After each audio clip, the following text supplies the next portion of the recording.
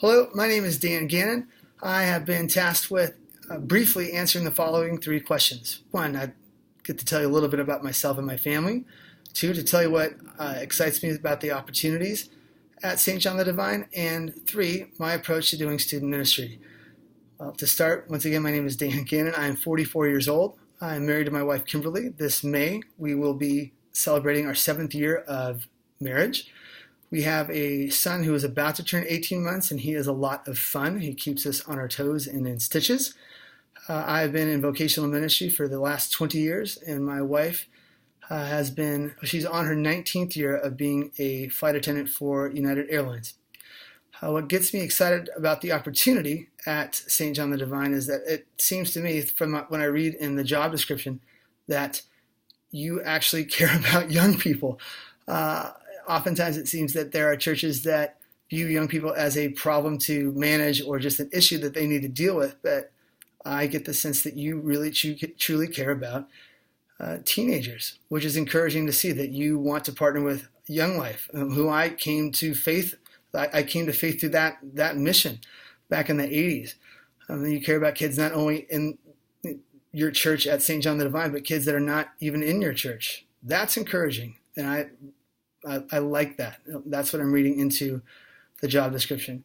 As far as how I approach student ministry, I believe that adolescence is a time where students try on different identities.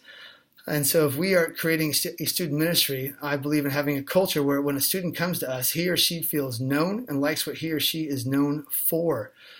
When that happens, it creates a opportunity for a student to be authentic in what they are wrestling with in life, whether it's faith or other things that are confronting them through their teenage years. And that's very, very vital. I also believe that oftentimes when students are experimenting with different identities during adolescence, that includes experimenting with things that we know that don't necessarily give them life. In fact, it can harm their life, whether that's sex, drugs, rock and roll, all the things that we seem to focus on at times. But when we give students a gospel of what Dallas Willard calls sin management, as opposed to a gospel of God's kingdom breaking into this world, we do students a tremendous disfavor. So instead of focusing on a gospel of morality, we tend to realize that we need to focus on spirituality. And when we confuse the two, that's when we get into trouble. And our message of the gospel is not good news. It does not give life to students. And not that we don't want our students to be moral and upstanding, but when we seem to be focusing more on morality as opposed to the underlying spirituality which informs that morality, like I said, we do our students a disservice. Lastly, I believe that as students are going through adolescence and they are seeking to become independent from their parents, that they need an army of adults around them that love them, that know them and just genuinely like those students.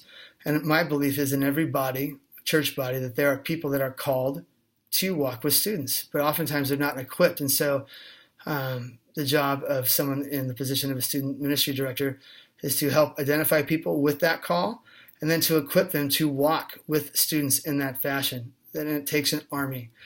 There are very few places in the world today where teenagers actually have adults that are invested in their lives that aren't being paid to be there.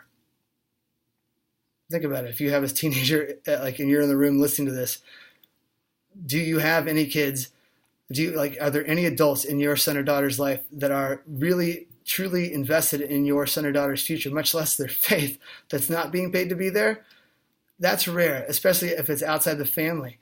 And a church is one of the few places where that can happen. And so that's why I believe so strongly in youth ministry and having the whole body of God's church be involved in that. So that's a little bit about my approach to student ministry as well. If you have further questions, let me know. I'll be happy to talk to you. Have a good day.